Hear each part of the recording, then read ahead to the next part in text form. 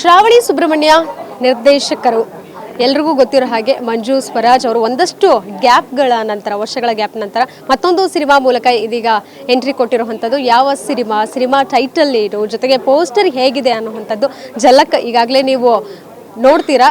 ಸದ್ಯಕ್ಕೆ ಸಿನಿಮಾದ ಟೈಟಲ್ ಸರಳ ಸುಬ್ಬರಾವ್ ಅನ್ನುವಂಥದ್ದು. ಅಜಯ್ ರಾವ್ ಅವರು ಇದರಲ್ಲಿ ಅಭಿನಯಿಸಿರುವಂಥದ್ದು. ಸದ್ಯಕ್ಕೆ ನಿರ್ದೇಶಕರು ಮಂಜು ಅವರು ಇವತ್ತು ನಮ್ಮೊಟ್ಟಿಗಿದ್ದಾರೆ. ಸರ್ ನಮಸ್ತೆ.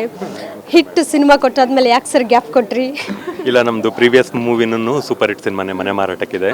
ಸೊ ಕೋವಿಡ್ಗಿಂತ ಮುಂಚೆ ಆ ವರ್ಷದ ಕಡೆಯ 100 ಡೇಸ್ ಸಿನಿಮಾ ಮನೆ ಮಾರಾಟಕ್ಕಿದೆ. ಸೊ ಅದಾದಮೇಲೆ ಎಲ್ಲರಿಗೂ ಗೊತ್ತು ಕೋವಿಡ್ ಬಂತು. ಕೋವಿಡ್ ಆದಮೇಲೆ ಸ್ಕ್ರಿಪ್ಟ್ಗೆ ಸ್ವಲ್ಪ ಟೈಮ್ ತೊಗೊಂಡ್ವಿ. ಸೊ ಫೈನಲಿ ಬರ್ತಾ ಇದೆ. ಯಾಕೆ ರೆಟ್ರೋ ಜಾನರ್ನೇ ನೀವು ಆಯ್ಕೆ ಮಾಡ್ಕೊಂಡ್ರಿ ಅಂತ? ಮೇಡಮ್, ಎಲ್ಲರಿಗೂ ಒಂದು ಕನಸು ಅಂತ ಇರುತ್ತೆ ಆ್ಯಕ್ಚುಲಿ. ಅಂದರೆ ಏನೇನಾದರೂ ವಿಭಿನ್ನವಾಗಿ ತೋರಿಸೋಣ ಅಂತ. ಎಸ್ಪೆಷಲಿ ನನಗೆ ಆ ಥರದೊಂದು ನನ್ನ ಮೊದಲನೇ ಸಿನಿಮಾ ಶುರು ಮಾಡಿದ್ದೆ ಶಿಶಿರ, ಕಂಪ್ಲೀಟ್ ಹಾರರ್ ಸಿನಿಮಾ. ಅದರಲ್ಲಿ ಅಜನೀಶ್ ಲೋಕನಾಥ್ ಅವ್ರನ್ನ ಇಂಟ್ರೊಡ್ಯೂಸ್ ಮಾಡಿದ್ವಿ ಅದು ಆ್ಯಕ್ಚುಲಿ. So complete horror. ಆಮೇಲೆ ಹಾರರ್ ತಗೋಬಾರ್ದು ಅನ್ನೋದಿತ್ತು ನನಗೆ. ಆ ಕಾರಣಕ್ಕೆ ಶ್ರಾವಣಿ ಸುಬ್ರಹ್ಮಣ್ಯ ಮಾಡಿದ್ವಿ, ಕಂಪ್ಲೀಟ್ ಲವ್ ಸ್ಟೋರಿ. ಆಮೇಲೆ ಆ್ಯಕ್ಷನ್ ಕಾಮಿಡಿ ಮಾಡಬೇಕು ಅನ್ನೋ ಕಾರಣಕ್ಕೆ ಮತ್ತೆ ಗಣೇಶ್ ಸರ್ ಜೊತೆಲಿ ಪಟಾಕಿ ಮಾಡಿದ್ವಿ, ಒನ್ಸ್ ಅಗೇನ್ ಹಿಟ್ ಅದು. ಅದಾದಮೇಲೆ ಶಿವರಾಜ್ ಕುಮಾರ್ ಅವ್ರ ಜೊತೆಲಿ ಶ್ರೀಕಂಠ ಮಾಡಿದ್ವಿ, ಕಂಪ್ಲೀಟ್ ಒಂದು ಪೊಲಿಟಿಕಲ್ ಬೇಸ್ ಸಿನಿಮಾ ಅದು ಆ್ಯಕ್ಚುಲಿ, ಅದು ಹಿಟ್. ಅದು ಆದಮೇಲೆ ಮನೆ ಮಾರಾಟಕ್ಕಿದೆ ಮಾಡಿದ್ವಿ, ಒಂದು comedy horror actually. First cinema complete ಹಾರರು. So next ಇದು ಮಾಡಿದ್ವಿ. ಸೊ ಅದಾದಮೇಲೆ ಅದೇ ಒನ್ಸ್ ಅಗೇನ್ ಕೋವಿಡ್ ಅದು ಇದು ಆ ಥರದ್ದೆಲ್ಲ ಇತ್ತು. ಆಮೇಲೆ ಕೋವಿಡ್ ಆದಮೇಲೆ ಆ್ಯಕ್ಚುಲಿ ಟೆಕ್ನಿಷಿಯನ್ಸ್ಗಳನ್ನ ಕನ್ಫ್ಯೂಸ್ ಮಾಡೋಕ್ಕೆ ಶುರು ಮಾಡಿತು, ಏನು ಮಾಡಬೇಕು ನೆಕ್ಸ್ಟ್ ಏನು ಅಂತ ಅಂದ್ಕೊಂಡು. ಆವಾಗಿಂದ ಶುರುವಾಗಿದ್ದು ಇದು ಸರಳ ಸುಬ್ಬರಾವ್. ಒಂದು ಏನಂತಂದರೆ ಲೈಕ್ ಇಲ್ಲಿವರೆಗೆ ರೆಟ್ರೋ ಅಂತಂದರೆ ಆ್ಯಕ್ಷನ್ ಬೇಸು ಅಥವಾ ಹಾರರ್ ಈ ಥರದಕ್ಕೆ ಹೋಗಿದ್ರು. Why not pure form of love ಸ್ಟೋರಿಗೆ ಯಾಕೆ ಹೋಗಬಾರ್ದು ಅಂತ ಒಳ್ದು ಮಾಡಿದ್ದು. ಸೊ 1971 ಬದುಕು ಹೇಗಿತ್ತು, ಆವಾಗ ಪ್ರೀತಿ ಹೇಗಿತ್ತು, ಗಂಡ ಹೆಂಡತಿ ಹೇಗಿದ್ರು, ಅವರ ಅವತ್ತಿನ ಕನಸುಗಳೇನಿತ್ತು, ಇದ್ರ ಬಗ್ಗೆ ಮಾಡಿಕೊಟ್ಟಿದ್ದ ಸಿನಿಮಾ. ಒನ್ ಆಫ್ ದ ನನ್ನ ಕೆರಿಯರ್ನಲ್ಲಿ ತುಂಬ ಒಳ್ಳೆಯ ಸಿನಿಮಾ ಆಗುತ್ತೆ ಅನ್ನೋ ನಂಬಿಕೆ. ಅಜಯ್ ರಾವ್ ಅವರೇ ನಾಯಕ ನಟರಾಗಿ ಇರಬೇಕು ಅನ್ನೋವಂಥದ್ದು ಹೇಗೆ ತಲೆಗೆ ಬಂತು ನಿಮಗೆ? ಆ್ಯಕ್ಚುಲಿ ಫ್ರ್ಯಾಂಕಾಗಿ ಹೇಳ್ಬೇಕಂದ್ರೆ ಸರಳ ಸುಬ್ಬರಾವ್ ಮಾಡೋಕೆ ಹೊರಟಾಗ ತುಂಬ ಜನ ಬಂದು ಹೋದರು ಆ್ಯಕ್ಚುಲಿ. ಒಂದು ಸಲ ಗಣೇಶ್ ಸರ್ ಅಂತ ಅಂದ್ಕೊಂಡ್ವಿ, ಒಂದು ಸಲ ಅಜಯ್ ಸರ್ ಅಂತ ಅಂದ್ಕೊಂಡ್ವಿ. ಆಮೇಲೆ ತುಂಬ ಯೋಚನೆ ಮಾಡಬೇಕಾದ್ರೆ ರೆಟ್ರೋ ಸ್ಟೈಲು ಒಂದು, ಎರಡನೇ ತುಂಬ ಮುದ್ದಾಗಿರೋ ಒಬ್ಬ ಹೀರೋ ಬೇಕಿತ್ತು ಆ್ಯಕ್ಚುಲಿ ಸಿನಿಮಾಗೆ. ಸೊ ನಿಮಗೆ ಗೊತ್ತು, ಕನ್ನಡ ಇಂಡಸ್ಟ್ರಿನಲ್ಲಿ ಮುದ್ದಾಗಿರೋ ಕೆಲವೇ ನಟರಲ್ಲಿ ಅಜಯ್ ಸರ್ ಕೂಡ ಒಬ್ಬರು. ಸೊ ಆ ಕಾರಣಕ್ಕೆ ಅಜಯ್ ರಾವ್ ಅವ್ರನ್ನ ಓಕೆ ಮಾಡಿದ್ವಿ. ಆಮೇಲೆ ಅಜಯ್ ಸರ್ಗೂ ನಾವು ತುಂಬ ಹಿಂದೆ ಯಾವಾಗಲಾದ್ರು ಸಿಕ್ತಾಗೆ ಹೇಳೋರು, ಈ ಥರದ ಸಿನಿಮಾಗಳು ಮಾಡಬೇಕು ಅನ್ನೋ ಥರದ್ದು. ಸೊ ಆ ಥರಲ್ಲಿ ಇದೊಂದು ಥರದ್ದು ಹೇಳಿದರು, ಒಂದು ಸಲ ಯಾವಾಗಲಾದ್ರು ರೆಟ್ರೋ ಟ್ರೈ ಮಾಡಬೇಕು ಅಂತ. ವೈ ನಾಟ್ ಇವಾಗ ಪಿಚ್ ಮಾಡೋಣ ಅಂತ ಪಿಚ್ ಮಾಡಿದ್ವಿ, ಈಸಿಯಾಗಿ ಆಯಿತು. ಸೊ ನಿಮ್ಮ ಸಿನಿಮಾ ಅಂತ ಹೇಳಿದ್ರೆ ಎಂಟರ್ಟೈನ್ಮೆಂಟ್ ಅನ್ನೋಂಥದ್ದು ಪಕ್ಕ ಇದ್ದೇ ಇರುತ್ತೆ. ಅದು ಹಾರರ್ ಅದ್ರ ಒಳಗಡೆ ಇರಬಹುದು. ಈ ಸಿನಿಮಾದಲ್ಲೂ ಸಹ ಒಂದಷ್ಟು ಝಲಕ್ ಇದೆ ಅನ್ನೋಂಥದ್ದು ನಾನು ಅಂದ್ಕೊಂಡಿದ್ದೀನಿ. ಬಟ್ ಈಗ ಲುಕ್ ನೋಡೋದಾದ್ರೆ ಜೊತೆಗೆ ಒಂದು ಸಾಂಗ್ ರಿಲೀಸ್ ಮಾಡಿದ್ರೆ ಆ ಸಾಂಗಲ್ಲಿ ರೊಮ್ಯಾಂಟಿಕ್ ಅನ್ನೋವಂಥದ್ದು ಕಂಡು ಬಂದಿದೆ. ಅಜಯ್ ರಾವ್ ಅವರು ಲವ್ ಸ್ಟೋರಿಗಳಲ್ಲಿ ಕಾಣಿಸ್ಕೊಂಡಿದ್ದಾರೆ, ರೊಮ್ಯಾಂಟಿಕ್ ಅನ್ನೋವಂಥದ್ದು ಅದರ ಸಿನಿಮಾಗಳಲ್ಲಿ ಮಾಡಿದ್ದಾರೆ. ಬಟ್ ಇದು ಒಂದು ತೀರಾ ಅತಿ ರೊಮ್ಯಾಂಟಿಕ್ ಅನ್ನೋವಂಥದ್ದಾಯಿತು.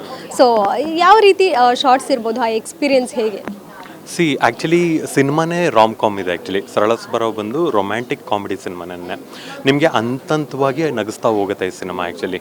ಆಮೇಲೆ ರೊಮ್ಯಾನ್ಸ್ ಅನ್ನೋ ಪದಕ್ಕೆ ಹಲವಾರು ಅರ್ಥಗಳಿದ್ದಾವೆ ಆ್ಯಕ್ಚುಲಿ. ನಾವು ಜಸ್ಟು ಅದನ್ನ ಚೆಕ್ ಮಾಡ್ತಾ ಹೋದ್ವಿ. 1971 ಇವಾಗ ಏನಂತಂದರೆ ರೊಮ್ಯಾನ್ಸ್ ಅಂದರೆ ರಸ್ತೆನಲ್ಲಿ ನಿಂತ್ಕೊಳ್ಳೋದು, ಓಡಾಡೋದು ಆ ಥರದ್ದೆಲ್ಲ ಇರುತ್ತೆ. ಆವಾಗ ಒಂದು 4 ಗೋಡೆಗಳ ನಡುವೆ ಅನ್ನೋದು ಬಿಟ್ರೂ ರೊಮ್ಯಾನ್ಸ್ ಅಂದರೆ ರೇಗ್ಸೋದು ಹೆಂಡ್ತಿನ, ಯಾವುದೋ ಗುಂಪಲ್ಲಿ ಒಂದು ಸಡನ್ನಾಗಿ ಏನೋ ಒಂದು ಪ್ರೀತಿ ಮಾತಾಡೋದು, ಒಂದು ಮುತ್ತು ಕೊಡೋದು, ಅದು ಕೂಡ ರೊಮ್ಯಾನ್ಸ್ ಆ್ಯಕ್ಚುಲಿ. ಇದು ಆ್ಯಕ್ಚುಲಿ ಆವಾಗ ತುಂಬ ನಡೀತಾ ಇತ್ತು 1971. ನಾವು ಒನ್ಸ್ ಆ ಹೆರಾಗೆ ಹೋದಾಗ ತುಂಬ ಸ್ಟಡಿ ಮಾಡಿದ್ವಿ ಆ್ಯಕ್ಚುಲಿ, ಆವತ್ತಿನ ರೊಮ್ಯಾನ್ಸ್ ಆಗಿತ್ತು. ಯಾಕಂದರೆ ಇದಕ್ಕೆ 100% ಅಣ್ಣವರೇ ಸ್ಫೂರ್ತಿ ನಮಗೆ ಆ್ಯಕ್ಚುಲಿ. ಅವ್ರದ್ದು 2 ಕನಸು ಆಗ್ಬೋದು, ತುಂಬ ಸಿನಿಮಾಗಳು ಆ ರೊಮ್ಯಾನ್ಸ್ನ ಮತ್ತೆ ತೆರೆಗೆ ತರಬೇಕು ಅನ್ನೋ ಕಾರಣಕ್ಕೆ ಹೊರಟಿದ್ದು. ನೀವು ನೋಡಿರ್ತೀರ ನಾನಿನ್ನ ಮರೆಯಲಾರೆ ಇದರಲ್ಲೆಲ್ಲ. ಸೊ ಅದನ್ನ ಜಸ್ಟ್ ರೆಪ್ಲಿಕಾ ಮಾಡಿದ್ವಿ ಆ್ಯಕ್ಚುಲಿ ಇದಕ್ಕೆ. So pure form of romantic comedy. ನಿಮಗೆ ಒಂದೊಂದು ಕ್ಷಣಕ್ಕೂ ನಗಿಸ್ತಾ ಜೀವನದ ಸತ್ಯನ ಹೇಳಕ್ಕೆ ಶುರು ಮಾಡುತ್ತೆ ಇದು ಸಿನಿಮಾ. ಆಮೇಲೆ ಒಂದು ಏನಂತ ಅಂದರೆ ಒಂದು ಹುಡುಗಿಗೆ ನನ್ನ ಬರುವಂಥ ಗಂಡ ಹೇಗಿರಬೇಕು ಅನ್ನೋದು ಅದನ್ನ ಸುಬ್ಬರಾವ್ ಥ್ರೂ ಹೇಳ್ತೀವಿ. ಮತ್ತು ಗಂಡು ಮಕ್ಕಳಿಗೆ ಅಯ್ಯೋ ನನಗೆ ಈ ಥರದ್ದು ಸರಳನ ಥರ ಒಂದು ಹೆಣ್ಮಗಳು ಬೇಕಪ್ಪ ನನ್ನ ಜೀವನಕ್ಕೆ ಅನ್ನೋ ಥರದ್ದು ಖಂಡಿತವಾಗ್ಲೂ ಇಬ್ಬರು ರಿಲೇಟ್ ಮಾಡ್ಕೋತಾರೆ. ಆಮೇಲೆ ಇವತ್ತಿನ ಜನ್ರೇಷನ್ ಜೊತೆಗೆ ಅವತ್ತಿನ ಜನ್ರೇಷನ್ ಯೋಚನೆ ಮಾಡುತ್ತೆ, ಕರೆಕ್ಟ್ ನಾವು ಹಿಂಗೆಲ್ಲ ಬದುಕಿದ್ವಿ ಅಲ್ವಾ ಅಂತ. ಇವತ್ತಿನ ಜನ್ರೇಷನ್ ಗ್ಯಾರಂಟಿ ಅಂದ್ಕೊಳುತ್ತೆ ಇಷ್ಟು ಚೆನ್ನಾಗಿತ್ತು ಅವತ್ತು ಎರ, ಸೊ ನಾವು ಹಿಂಗೆ ಬದುಕಬೇಕು ಅನ್ನೋ ಥರದ್ದು. ಸೊ ಆ ಎಲ್ಲ ಮಿಶ್ರಣನೇ ಸರಳ ಸುಬ್ಬರಾವ್. ಸರ್, ಕನ್ನಡದ ನಟಿಯರು ಸಹ ಎಲ್ಲೋ ಒಂದು ಕಡೆ ಬೇಡಿಕೆ ಇಡ್ತಾರೆ, ನಮಗೆ ಆಪರ್ಚುನಿಟೀಸ್ ಕೊಟ್ಟರೆ ನಾವಾಗ ಬೇರೆ ಇಂಡಸ್ಟ್ರಿಗೆ ಹೋಗ್ತೀವಿ, ನಮಗೂ ಆಪರ್ಚುನಿಟೀಸ್ ಅನ್ನೋವಂಥದ್ದು ಬೇಕು, ಆಫರ್ಗಳು ಬಂದಾಗ ಖಂಡಿತವಾಗ್ಲೂ ಕನ್ನಡ ಸಿನಿಮಾಗಳನ್ನು ಮಾಡ್ತೀವಿ ಅಂತ ಹೇಳ್ತಾರೆ. ಬಟ್ ನಿಮ್ಮ ಸಿನಿಮಾದಲ್ಲಿ ನೀವು ಆಯ್ಕೆ ಮಾಡಿರೋವಂಥದ್ದು ಖಂಡಿತವಾಗ್ಲೂ ಇಟ್ಸ್ ಎ ಪರ್ಫೆಕ್ಟ್ ಅಂತ ಹೇಳ್ಬೋದು. ಬಟ್ ಆಲ್ಸೋ ಏನಾದರೂ ಈ ರೀತಿ ಉತ್ತರ ಕೊಡೋದಾದರೆ ನಿಮ್ಮ ಸಿನಿಮಾದಲ್ಲಿ ಕನ್ನಡದ ನಟಿ ಅಲ್ಲ ಪಂಜಾಬ್ ಅನ್ನುವಂಥವ್ರು, ಸೊ ಯಾಕೆ ಅವ್ರನ್ನ ಆಯ್ಕೆ ಮಾಡಿದ್ರಿ? ಕನ್ನಡದ ನಟಿಯರು ಯಾರು ಸಿಗಲಿಲ್ವಾ ಅಂತ? ಮೇಡಮ್, ಆ್ಯಕ್ಚುಲಿ ನೀವು ನಂದು ಹಿಂದಿನ ಸಿನಿಮಾಗಳು ಗಮನಿಸಿದ್ರೆ ನಿಮ್ಗೆ ಗೊತ್ತಾಗುತ್ತೆ. ನಾನು ಶಿಶಿರಾಯಿಂದ ಹಿಡಿದು ಕಟ್ಟ ಕಡೆಯ ಸಿನಿಮಾವರೆಗೂ, ಅಂದರೆ ಮನೆ ಮಾರಾಟಕ್ಕಿದೆ ಶ್ರುತಿ ಹರಿಹರನ್ವರೆಗೂ ಕನ್ನಡದ ಹೀರೋಯಿನ್ಗಳೇ ಇದ್ದಿದ್ದು ಆ್ಯಕ್ಚುಲಿ. ಹಾಗನ್ಬಿಟ್ಟು ಕನ್ನಡದ ಹೀರೋಯಿನ್ಸ್ ಇಲ್ಲ ಮಾಡಬಾರ್ದು ಅನ್ನೋ ಥರದಲ್ಲ. Actually Sarala Subbarao first pitch ಆಗಿದೆ ಅಮೂಲ್ಯಂಗೆ. ಆ್ಯಕ್ಚುಲಿ ಅಮೂಲ್ಯನ ರೀಎಂಟ್ರಿ ತೊಗೊಂಬರ್ಬೇಕು ಅಂತ ಯೋಚನೆ ಮಾಡಿ ನಾವು ಅವ್ರನ್ನ ಪಿಚ್ ಮಾಡಿದ್ದು. ಆಮೇಲೆ ನಮ್ಮ ತಲೆಗೆ ಬಂದಿದ್ದು ರಾಧಿಕಾ ಪಂಡಿತ್ ಅವ್ರು ಆ್ಯಕ್ಚುಲಿ. ಸೊ ನಮಗೆ ಒಂದು ಈಗಿನ ಹೀರೋಯಿನ್ಸ್ ಇಲ್ಲ ಅಂತಲ್ಲ, ಒಂದು ರೆಟ್ರೋ ಫೀಲ್ ಬೇಕಿತ್ತು ಆ ಮುಖದಲ್ಲಿ, ಇದು ಎಲ್ಲನೂ. ಎರಡನೇದು ಏನಂದರೆ ನಮಗೆ ಫ್ರೀ ಡೇಟ್ಸ್ ಬೇಕಿತ್ತು ಆ್ಯಕ್ಚುಲಿ. ಯಾಕಂತಂದರೆ ಸರಳನ್ ಒಳಗಡೆ ಇಳಿಯೋದಿದೆಯಲ್ಲ ಆ ಕ್ಯಾರೆಕ್ಟರ್ ಒಳಗಡೆ, ಅಷ್ಟು ಸುಲಭದ ಮಾತಲ್ಲ ಆ್ಯಕ್ಚುಲಿ. ಆ ಕಾರಣಕ್ಕೆ ಪ್ರಿಫರಬಲಿ ಹಂಗೆ ನೋಡಿದ್ರೆ ಅವರು ಇನ್ನೊಂದು ಇಂಡಸ್ಟ್ರಿ ಹುಡುಗಿ ಅಂತಲ್ಲ, ಹೊಸ ಹುಡುಗಿ ಅನ್ನೋ ಕಾರಣಕ್ಕೆ ತಂದಿದ್ದು ಆ್ಯಕ್ಚುಲಿ. ಯಾಕಂದರೆ ನಮಗೆ ಒಂದು ಮಟ್ಟಕ್ಕೆ ಆ ಕ್ಯಾರೆಕ್ಟರ್ ಒಳಗಡೆ ಪರಕಾಯ ಪ್ರವೇಶ ಮಾಡಬೇಕಿತ್ತು ಅವರು ಆ್ಯಕ್ಚುಲಿ. ನೀವು ಸತ್ಯವಾಗಿ ಹೇಳ್ತೀನಿ, ನಾವು ಏನು ಒಂದು 100 ಜನನ ಆಡಿಷನ್ ಮಾಡಿದ್ವು ಅವರೆಲ್ಲ ಕನ್ನಡದ ಹುಡುಗಿರೆ ಆ್ಯಕ್ಚುಲಿ ಮುಂಚೆ. ಆಮೇಲೆ ಫೈನಲಿ ನಮ್ಮ ತಲೆಗೆ ಬಂದಿದ್ದು ಸಾಯಿ ಪಲ್ಲವಿ ಅಥವಾ ಮಮಿತಾ ಬೈಜು. ಆ್ಯಕ್ಚುಲಿ ಹಂಗೆ ನೋಡಿದ್ರೆ ನಾವು ಮಮಿತಾ ಬೈಜು ಇವಾಗ ಸೂಪರ್ ಸ್ಟಾರ್ ಅವರು ಆ್ಯಕ್ಚುಲಿ. ನಾವು ಸರಳಾ ಸುಬ್ಬಾರಾವ್ಗೆ ಫಸ್ಟು ಅಪ್ರೋಚ್ ಕೊಟ್ಟಾಗ ಮಮಿತಾ ಬೈಜು ಅವಾಗಿನ್ನ ಶಾರ್ಟ್ ಮೂವೀಸ್ ಅವು ಇವು ಆ ಥರದ್ದೆಲ್ಲ ಮಾಡ್ತಾಯಿದ್ರು ಆ್ಯಕ್ಚುಲಿ. ಇನ್ನೂ ಪ್ರೇಮಲು ಬಂದಿರಲಿಲ್ಲ ಆ್ಯಕ್ಚುಲಿ. ಯಾಕೆ ಅಂತಂದರೆ ಒಬ್ಬ ಡೈರೆಕ್ಟರ್ಗೆ ಬರೀಬೇಕಾದ್ರೆ ಒಂದು ಕಲ್ಪನೆ ಹುಟ್ಟತ್ತೆ ಆ್ಯಕ್ಚುಲಿ. ಆ ಕಲ್ಪನೆಗೆ ತಕ್ಕಂಗೆ ನಾವು ಆ್ಯಕ್ಚುಲಿ ಟ್ರೈ ಮಾಡಿದ್ದೀವಿ ಕನ್ನಡದಲ್ಲಿ. ಸೊ ಅದಾದಮೇಲೆ ಈ ಹುಡುಗಿಲಿ ಅನ್ನಿಸ್ತು ಅದು ಏನೋ ಒಂದು ವೈಬ್ ಆಯಿತು. ಹೌದು, ಅಮೂಲ್ಯ ಅವ್ರನ್ನ ಅಪ್ರೋಚ್ ಮಾಡಿದ್ವಿ. ಆ ಟೈಮ್ನಲ್ಲಿ ಅವರು ಕನ್ಸೀವ್, ಅದು ನಮಗೆ ಗೊತ್ತಿರಲಿಲ್ಲ ಆವಾಗ. ಸೊ ಕನ್ಸೀವ್ ಆಗಿತ್ತು. ಆಮೇಲೆ ಆ ಥರದ್ದೇನೋ ಒಂದಷ್ಟು ಇದಿತ್ತು ಆ್ಯಕ್ಚುಲಿ. ನಮಗೇನಂದರೆ ಅಮೂಲ್ಯ ಇದನ್ನ ಹ್ಯಾಂಡ್ಲ್ ಮಾಡ್ತಾರೆ ಅನ್ನೋದೊಂದು ಇತ್ತು ಆ್ಯಕ್ಚುಲಿ. ಬಟ್ ಈ ಹುಡುಗಿನೂ ಸಿಕ್ಕಾಬಟ್ಟೆ ಚೆನ್ನಾಗಿ ಆ್ಯಕ್ಟ್ ಮಾಡಿಬಿಟ್ಟಿದೆ. ಹಾಂ ಸರ್, ಅಮೂಲ್ಯ ಅವರ ಕಮ್ಬ್ಯಾಕ್ಗೆ ಎಲ್ಲರೂ ವೆಯ್ಟ್ ಮಾಡ್ತಾ ಇದ್ದಾರೆ. ಸೊ ಗಣೇಶ್ ಮತ್ತು ಅಮೂಲ್ಯ ಅವ್ರ ಕಾಂಬಿನೇಷನ್ ನೀವೇನಾದರೂ ಕತೆ ರೆಡಿ ಮಾಡ್ತಾ ಇದ್ದೀರಾ ಹೇಗೆ? ಮೇಡಮ್, ಇದೊಂಥರ ಕಷ್ಟವಾದ ಪ್ರಶ್ನೆ ಇದೆ ಆ್ಯಕ್ಚುಲಿ.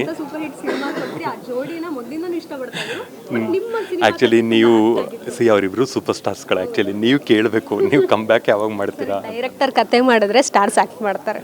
ಮೇಡಮ್, ನಮ್ಮ ಹತ್ರ ಕತೆಗಳಿರುತ್ತೆ ಆ್ಯಕ್ಚುಲಿ. ಸ್ಟಾರ್ಸ್ಗಳನ್ನ ಒಟ್ಟಿಗೆ ತೊಗೊಂಬರೋದಿದೆಯಲ್ಲ, ಅದು ಸಿಕ್ಕಾಪಟ್ಟೆ ಕಷ್ಟ ಆ್ಯಕ್ಚುಲಿ. ಅದು ಕಷ್ಟ. ಸೊ ಲೈಕ್ ಗಣೇಶ್ ಸರ್ ನನ್ನ ಎವರ್ ಫೇವ್ರೆಟ್. ಆಮೇಲೆ ಅವರು ನಾನು ಒಂಥರ ತೀರಾ ಫ್ರೆಂಡ್ಸ್ ಥರನೇ ಇರೋದು ಆ್ಯಕ್ಚುಲಿ. ಆಲೋಚನೆ ಇಲ್ಲ, ಬಟ್ ಗಣೇಶ್ ಸರ್ಗೆ ಸಿನಿಮಾ ಮಾಡಬೇಕು ಅನ್ನೋದಿದೆ ಆ್ಯಕ್ಚುಲಿ ನನ್ನ ತಲೆಯಲ್ಲಿ. ಅಮೂಲ್ಯ ಅವ್ರ ಕಮ್ಬ್ಯಾಕ್ಗೆ ನೀವೇ ಅವ್ರನ್ನೇ ಕೇಳಿ. ಮಾಡ್ತೀನಿ ಅಂತ ಹೇಳಿದ್ದಾರೆ ಅವರು. ಬಟ್ ಒಳ್ಳೆ ಕತೆ ಅನ್ನೋವಂಥದ್ದು ಬೇಕು ಅನ್ನೋಂಥದ್ದು ಅವರು ಕೂಡ ವೆಯ್ಟ್ ಮಾಡ್ತಾರೆ, ತುಂಬ ಚೂಸಿ ಆಗಿರೋವಂಥದ್ದು. ಯಾಕಂದರೆ ಅಮೂಲ್ಯ ಅವರು ನಿಮಗೆ ಗೊತ್ತಾ ಆ್ಯಕ್ಚುಲಿ, ಅವರು ಮನೆ ಮಗಳು ಆ್ಯಕ್ಚುಲಿ, ಕನ್ನಡಕ್ಕೆ ಮನೆ ಮಗಳು. ಆಬ್ವಿಯಸ್ಲಿ ಅವರು ಒಂದು ಸ್ಟಾರ್ಡಮ್ ಇದ್ದಾಗಲೇ ಮದುವೆ ಆದರೂ ಮಗು ಆಯಿತು. ಆಟೋಮೆಟ್ಲಿ ಅದೊಂದು ಇರುತ್ತೆ ಆಲೋಚನೆ, ನಂಗೆ ಒಳ್ಳೆ ನಿರ್ದೇಶಕ ಬೇಕು, ಒಳ್ಳೆ ಕತೆ ಬೇಕು ಅಂತ ಅಂದ್ಕೊಂಡು ಮುಂದಿನ ದಿನದಲ್ಲಿ ಆ ಥರದ ಕತೆ ಹೊಡೆದ್ರೆ ಖಂಡಿತ ಅಮೂಲ್ಯನ ಕರ್ಕೊಂಬರ್ತೀನಿ ವಾಪಸ್. Thank you so much sir. ನಿಮ್ಮ ಸಿನಿಮಾದ ಮುಂದಿನ ಅಪ್ಡೇಟ್ಸ್ ಆದಷ್ಟು ಬೇಗ ಕೊಡ್ತಾ ಇರಿ ನಮಗೆ. ಥ್ಯಾಂಕ್ ಯು ಮೇಡಮ್, ಖಂಡಿತ. ಇನ್ಮೇಲೆ ಇವತ್ತು ಫಸ್ಟ್ ಡೇ ಆಫ್ ಪ್ರಮೋಷನ್ನು ಖಂಡಿತವಾಗ್ಲೂ ಇನ್ನು ಶುರು ಆಗುತ್ತೆ ಆ್ಯಕ್ಚುಲಿ. ಯಾಕಂದರೆ ನಾವು ಈಗ ರಿಲೀಸ್ ಅಂತಕ್ಕೆ ಇರೋದ್ರಿಂದ ಒಂದೊಂದೇ ಅಪ್ಡೇಟ್ಸ್ಗಳು ಶುರು ಆಗುತ್ತೆ. ಸರ್, ಆ ಸಾಂಗ್ ಯಾರು ಹಾಡಿರುವಂಥದ್ದು, ಗಾಯಕರು ಯಾರು? ಇದು ನಮ್ಮದ್ರಲ್ಲಿ ಇರೋದೇ 4 ಸಾಂಗು. ಅದರಲ್ಲಿ 2 ಸಂಚಿತ್ ಹೆಗ್ಡೆ ಅವರು ಹಾಡಿದ್ದಾರೆ, 2 ವಿಜಯ್ ಪ್ರಕಾಶ್ ಅವರು ಹಾಡಿದ್ದಾರೆ. Thank you so much sir ಇಷ್ಟೊತ್ತು ಮಾತನಾಡಿದ್ದಕ್ಕೆ. ಸೊ ಇದಿಷ್ಟು ನಿರ್ದೇಶಕ ಮಂಜು ಸ್ವರಾಜ್ ಅವರ ಮಾತಾಗಿತ್ತು. ಕ್ಯಾಮರಾ ಪರ್ಸನ್ ಲಕ್ಷ್ಮೀಕಾಂತ್ ಜೊತೆಗೆ Keerthi Patil, guarantee news, Bengaluru. Guarantee news, ಸುದ್ದಿ ಖಚಿತ, ನ್ಯಾಯ ನಿಶ್ಚಿತ.